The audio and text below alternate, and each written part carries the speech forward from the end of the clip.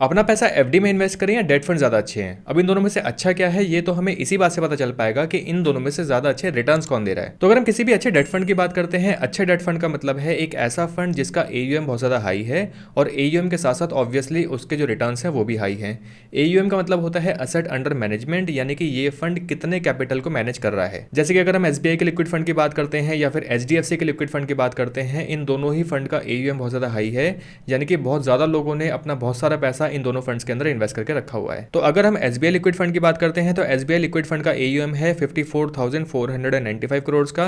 वहीं अगर हम एचडीएफसी लिक्विड फंड की बात करते हैं तो इसका एयूएम आ जाता है 50,000 करोड़ से भी ज्यादा का। अगर हम इन दोनों के ही रिटर्न्स की बात करते हैं तो एसबीआई लिक्विड फंड के जो रिटर्न्स हैं वो है 5.28% और एचडीएफसी लिक्विड फंड के जो रिटर्न्स हैं वो है 5.25% अगर हम पिछले 5 साल के सीएजीआर की बात करते हैं। तो एक तरह से इन दोनों ही फंड्स के जो रिटर्न्स हैं वो ऑलमोस्ट अराउंड सिमिलर से रिटर्न्स हैं। एक के 5.28% हैं, दूसरे के 5.25% हैं।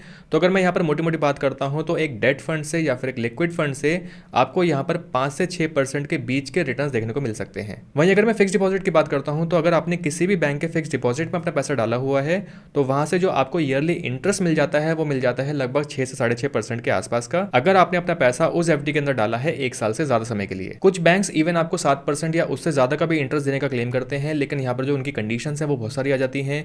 जैसे कि आपको एफडी में मिनिमम 30 लाख रुपए डालने होंगे या फिर एफडी जो आपको करवानी होगी वो कम से कम 5 साल या 10 साल की करवानी होगी। तो खैर वो दूसरी बातें हैं, दूसरी कंडीशंस हैं जो कि सबके लिए सिमिलर नहीं होती, तो उनकी बातें हम यहाँ पर इस वीडियो में नहीं करेंगे। तो यहाँ पर अगर हम ध्यान से देखें तो एक तरफ डेट फंड्स या लिक्विड फंड से आपको जो मैक्सिमम रिटर्न्स देखने को मिल रहे हैं वो मिल रहे हैं 6% के। वहीं दूसरी तरफ अगर हम एफडी की बात करते हैं तो एफडी से आपको जो मैक्सिमम इंटरेस्ट देखने को मिल रहा है या मैक्सिमम रिटर्न्स ही देखने को मिल रहे हैं वो मिल रहे हैं 6.5% के। तो एक तरह से फर्स्ट इंप्रेशन में जो हमारे पास क्लियर विनर निकल कर आ गया है वो आ गया है फिक्स डिपॉजिट। नो डाउट आपको फिक्स डिपॉजिट से इंटरेस्ट भी ज्यादा मिल रहा है, ना इन्वेस्टमेंट का झंझट, ना कोई परेशानी। अगर आप एफडी डायरेक्टली बैंक में जाके खुलवाते हैं तो बैंक के जो एग्जीक्यूटिव है वो आपको कुर्सी पे भी बिठाएंगे, आपको चाय भी पिलाएंगे। और वहीं अगर आप वो एफडी 5 लाख या 10 लाख रुपए की कर देते हैं तो हो सकता है बैंक मैनेजर खुद अपने हाथों से ही आपको चाय पिला दे। खैर जोक सपाट, लेकिन क्या बात सिर्फ इतनी सी है? क्या आज योर एवरीडे गाइड की वीडियो 2 मिनट में ही खत्म होने वाली है? जी नहीं, ये वीडियो थोड़ी सी डिटेल में जाएगी क्योंकि बात इतनी सी नहीं है। और भी बहुत सारी चीज़ें हैं और भी बहुत सारे फैक्टर्स हैं जिनसे ये डिसाइड हो पाएगा कि आपको यहाँ पर ज़्यादा फायदा किस में मिलने वाला है। आपको अपना पैसा एफडी में इन्वेस्ट करना चाहिए या फिर डेट फंड्स आपके लिए ज़्यादा अच्छे हैं, क्योंकि इतने सारे लोगों ने जो अपना पैसा डेट फंड्स के अंदर इन्वेस्ट करके रखा हुआ है ये कोई ऐसे ही तो नहीं किया होगा। तो आइए थोड़ा डिटेल में इन दोनों के बारे में बात कर लेते हैं, बात करते हैं difference between debt fund and FD and which one should you choose. तो अगर मैं इन दोनों के डिफरेंसेस में अगर मैं एक ओवरव्यू की बात करता हूं कि एक डेट फंड कैसे काम करता है और एक एफडी कैसे काम करती है, तो जब भी आप अपना पैसा एक डेट फंड में डालते हैं तो उस डेट फंड से बाय किए जाते हैं कॉर्पोरेट बॉन्ड्स, डिबेंचर्स या फिर गवर्नमेंट की सिक्योरिटीज। बेसिकली आपको जो पैसा होता है उससे लोन दिया जाता है कॉर्पोरेट या गवर्नमेंट को। वहीं दूसरी तरफ जब भी आप अपना पैसा फिक्स डिपॉजिट में डालते हैं तो उस पैसे से बैंक देता है लोन इंडिविजुअल्स को या फिर कॉर्पोरेट्स को, यानी कि कंपनीज को। अगली हम बात करते हैं इन दोनों के रिटर्न्स के डिफरेंस की। तो रिटर्न्स का डिफरेंस हमने यहाँ पर पहले ही देख लिया है। डेट फंड्स के अंदर अगर हम लिक्विड फंड की बात करते हैं तो लिक्विड फंड से आपको जो मैक्सिमम रिटर्न्स यहाँ पर मिल जाते हैं वो मिल जाते हैं लगभग 6% के। वहीं दूसरी तरफ अगर हम फिक्स डिपॉजिट की बात करते हैं तो फिक्स डिपॉजिट से आपको जो यहाँ पर इंटरेस्ट मिल जाता है वो मिल जाता है लगभग 6.5% का मैक्सिमम। अगला पॉइंट हमारे पास आ जाता है रिस्क का। अगर हम डेट फंड्स की बात करते हैं तो डेट फंड्स में जो रिस्क आ जाता है वो आ जाता है low to medium depending upon type of debt fund. वहीं अगर हम फिक्स डिपॉजिट की बात करते हैं तो फिक्स डिपॉजिट में आपका रिस्क ऑलमोस्ट नेग्लिजिबल होता है या फिर वेरी वेरी लो होता है, क्योंकि बैंक जनरली यहाँ पर डिफॉल्ट नहीं करते हैं और इवन आपको गवर्नमेंट यहाँ पर अप टू 5 लाख रुपीज के डिपॉजिट पे गारंटी भी देती है। नेक्स्ट हम बात करते हैं लिक्विडिटी की। लिक्विडिटी का मतलब है कि आप अपना पैसा कब इन फंड से निकाल सकते हैं। तो अगर हम डेट फंड्स की बात करते हैं तो debt funds are very liquid, you can redeem your investments any time. वही अगर हम फिक्स डिपॉजिट की बात करते हैं तो फिक्स डिपॉजिट भी लिक्विड होते हैं, आप यहाँ पर प्री मेच्योर विड्रॉल कर सकते हैं, यानी कि अपने फिक्स डिपॉजिट का कभी भी ब्रेक कर सकते हैं और इवन आप अपनी एफडीज के अगेंस्ट लोन भी ले सकते हैं। प्री मेच्योर विड्रॉल की अगर हम बात करते हैं तो कुछ डेट फंड्स ऐसे होते हैं जिनके अंदर प्री मेच्योर विड्रॉल पे, यानी कि अगर आप अपना पैसा 1 साल या 3 साल से पहले पहले निकाल देते हैं तो उस पर एक एग्जिट लोड लगा होता है। लेकिन अधिकतर डेट फंड्स में आप देखेंगे कि यहाँ पर कोई भी एग्जिट लोड नहीं होता, यानी कि आप अपना पैसा कभी भी निकाल सकते हैं, उस पर आपको कोई भी चार्ज पे नहीं करना होगा। वहीं अगर हम एफडी की बात करते हैं तो अगर आप एफडी में प्री मेच्योर विड्रॉल करते हैं तो यहाँ पर आपको एक पेनल्टी पे करनी पड़ सकती है 1 से 1.5% के आसपास की, और ये जो 1 से 1.5% की पेनल्टी लगती है ये पेनल्टी आपके सिर्फ इंटरेस्ट अमाउंट पे लगती है, ना कि फुल अमाउंट पे। अगर हम इन्वेस्टमेंट ऑप्शंस की बात करते हैं तो डेट फंड्स के अंदर आपको यहाँ पर बहुत सारे ऑप्शंस देखने को मिल जाते हैं, बहुत सारे डिफरेंट तरह के डेट फंड्स आपको देखने को मिल जाते हैं। डेट फंड जैसे कि overnight fund, liquid fund, ultra short fund, money market fund, short duration fund, long duration fund, dynamic bond fund, corporate bond fund, credit risk fund, guild funds और भी बहुत तरह के डेट फंड्स का option यहाँ पर आपको मिल जाता है। वहीं अगर हम एफडी की बात करते हैं तो एफडी एक स्टैंडर्ड प्रोडक्ट होता है जो कि एक बैंक आपको ऑफर करता है। तो आप किसी भी बैंक बैंक के एफडी में अपना पैसा इन्वेस्ट कर सकते हैं। तो ये तो हो गई नॉर्मल डिफरेंसेस की बात, लेकिन यहाँ पर जो सबसे बड़ा डिफरेंस आ जाता है, जो कि एक डिसाइडिंग फैक्टर है कि आपको इन दोनों में से किस में अपना पैसा इन्वेस्ट करना चाहिए, वो है टैक्सेशन एंड टीडीएस का। तो अगर हम सबसे पहले डेट फंड्स की बात कर लेते हैं कि डेट फंड्स में आपको कितने टैक्सेस किस तरीके से पे करने होते हैं। तो अगर आप किसी भी डेट फंड को 3 साल से पहले पहले रिडीम कर लेते हैं तो यहाँ पर लगता है शॉर्ट टर्म कैपिटल गेन, और ये शॉर्ट टर्म कैपिटल गेन उतना ही होता है जितना कि आपका टैक्स स्लैब होता है। अगर आप 10% टैक्स स्लैब में आते हैं तो आपको 10% टैक्स पे करना होगा। अगर आप 30% टैक्स स्लैब में आते हैं तो आपको 30% टैक्स यहाँ पर पे करना होगा। वहीं अगर आप किसी भी डेट फंड को 3 साल के बाद रिडीम करते हैं, 3 साल बाद अपना पैसा किसी डेट फंड से बाहर निकालते हैं, तो उस पर लगता है लॉन्ग टर्म कैपिटल गेन, और ये लॉन्ग टर्म कैपिटल गेन लगता है फ्लैट 20% का विद इंडेक्सेशन बेनिफिट। और ये जो इंडेक्सेशन की वैल्यू है ये हर साल के हिसाब से आप इनकम टैक्स की वेबसाइट से जाके देख सकते हैं। वहीं अगर हम दूसरी तरफ बात करते हैं फिक्स डिपॉजिट की, तो फिक्स डिपॉजिट से आपको जो भी रिटर्न्स मिलते हैं उन रिटर्न्स पे उतना ही टैक्स लगता है जितना कि आपका टैक्स स्लैब है। अगर आपका टैक्स स्लैब है 10% तो आपको 10% टैक्स पे करना होगा। अगर आपका टैक्स स्लैब है 30% तो आपको 30% टैक्स पे करना होगा उस अमाउंट पे जो अमाउंट आपको एज एन इंटरेस्ट एफडी से मिला है। अगर हम बात करते हैं टैक्स एग्जेम्पशंस की, तो डेट फंड से आपको यहाँ पर कोई भी टैक्स एग्जेम्पशन नहीं मिलता, यानी कि आप अपनी इन्वेस्टमेंट्स को 80C में डिक्लेयर नहीं कर सकते। लेकिन लॉन्ग टर्म में एक बेनिफिट जो आपको यहाँ पर मिल जाता है वो मिल जाता है इंडेक्सेशन का बेनिफिट, जैसे कि मैंने इस वाले पॉइंट से पहले कहा था। वहीं अगर हम एफडीज की बात कर लेते हैं तो एक एफडी का टाइप होता है जिसको हम बोलते हैं टैक्स सेविंग एफडीज।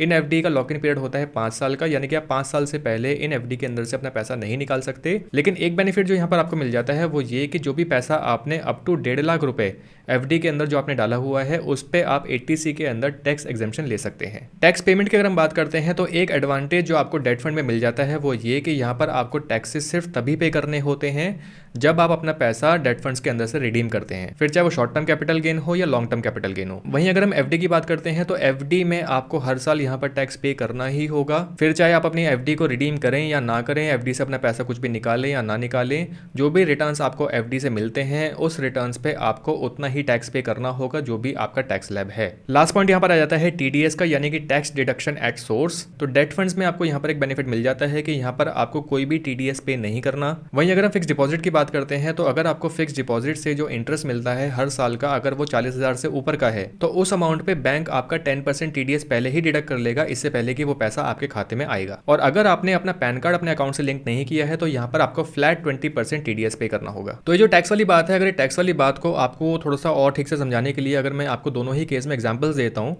तो अगर हम सबसे पहले डेट फंड की बात करते हैं तो अगर आपने डेट फंड के अंदर 1 लाख रुपए अपने इन्वेस्ट किए हुए हैं और इन 1 लाख रुपए को अगर आप 3 साल से पहले पहले रिडीम कर लेते हैं, मान लीजिए इन 1 लाख रुपए पे आपको 6,000 रुपए के रिटर्न्स मिले थे, तो ये जो 6,000 रुपए का अमाउंट है, इस 6,000 रुपए पे आपको अपने टैक्स स्लैब के हिसाब से टैक्स पेमेंट करनी होगी। अगर आप 20% टैक्स स्लैब के अंदर आते हैं तो आपको 6,000 पे 20% यानी कि आपको 1,200 रुपए का टैक्स यहाँ पर पे करना होगा। यह हो गया शॉर्ट टर्म कैपिटल गेन का केस। अगर हम लॉन्ग टर्म कैपिटल गेन की बात करते हैं, यानी कि अगर आप अपने डेट फंड को 3 साल के बाद रिडीम करते हैं और मान लीजिए 3 साल के बाद आपका जो अमाउंट हो जाता है वो हो जाता है 1,20,000 रुपए, यानी कि आपको जो रिटर्न्स मिले थे वो मिले थे 20,000 रुपए के, तो इन 20,000 रुपए पे जो आपको टैक्स पे करना होता है वो करना होता है फ्लैट 20% का विद इंडेक्सेशन बेनिफिट। तो ये जो 20,000 रुपए का अमाउंट है इसको सबसे पहले आप रिड्यूस करेंगे इंडेक्सेशन के हिसाब से, मान लीजिए रिड्यूस करके ये हो जाता है 18,000 रुपए।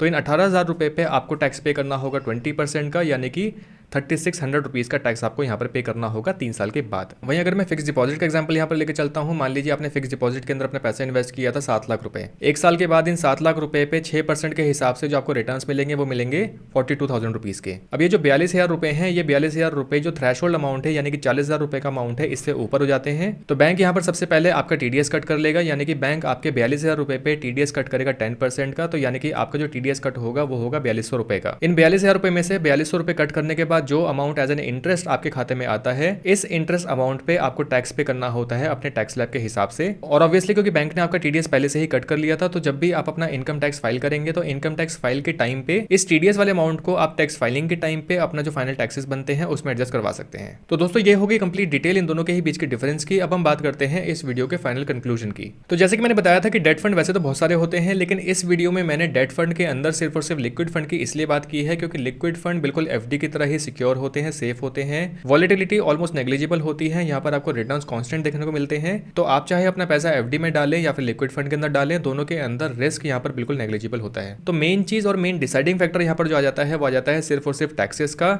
अगर आप एक हायर टैक्स स्लैब में आते हैं, यानी कि अगर आप 30% टैक्स स्लैब के अंदर आते हैं, तो यहाँ पर आपके लिए डेट फंड्स ही अच्छे हैं अगर आपका जो होराइजन है वो है 3 ईयर्स या उससे ज्यादा का। अगर आप अप टू 20% टैक्स स्लैब के अंदर आते हैं तो यहाँ पर आपके लिए फिक्स डिपॉजिट ज्यादा अच्छा है, क्योंकि आपको अल्टीमेटली जो टैक्स टैक्स पे करना होता है वो 20% ही करना होता है। सिमिलर केस डेट फंड के अंदर भी है। अगर आप डेट फंड को 3 साल से ज्यादा के लिए होल्ड करते हैं तो वहां पर भी आपको 20% टैक्स पे करना है। एफडी के अंदर भी आपको 20% टैक्स पे करना है।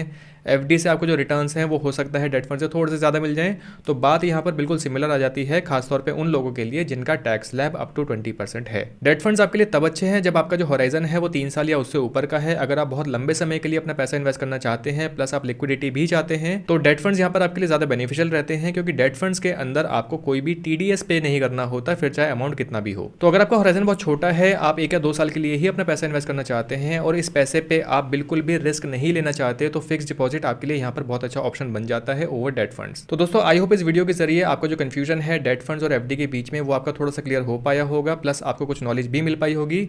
अगर ये वीडियो आपको पसंद आई है तो इस वीडियो को लाइक करके मुझे जरूर बताएं।